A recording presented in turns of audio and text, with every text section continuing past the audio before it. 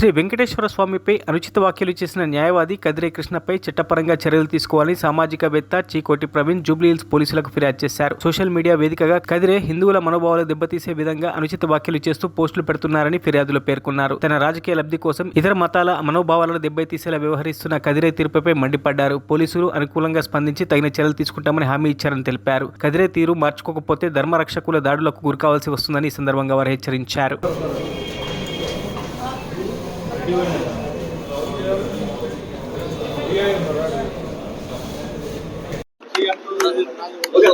జై శ్రీరామ్.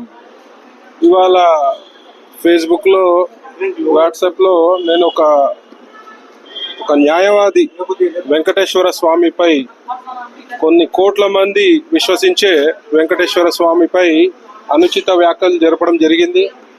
వాడి పేరు కదిరి కృష్ణ.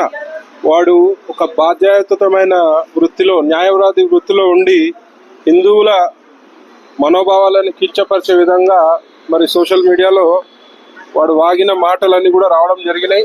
మరి దానికి ధర్మరక్ష సంస్థ ద్వారా మరియు నేను ఒక రాష్ట్ర బీజేపీ నాయకుడిని మరి చాలా మనస్తాపానికి గురైన వాడు మాట్లాడిన తీరు దేశంలోని కోట్ల హిందువుల మనోభావాలను కించపరిచే విధంగా ఉండడం జరిగింది. కాబట్టి నేను ఇవాళ జూబ్లీహిల్స్ పోలీస్ స్టేషన్లోకి వచ్చి మరి కంప్లైంట్ ఇవ్వడం జరిగింది.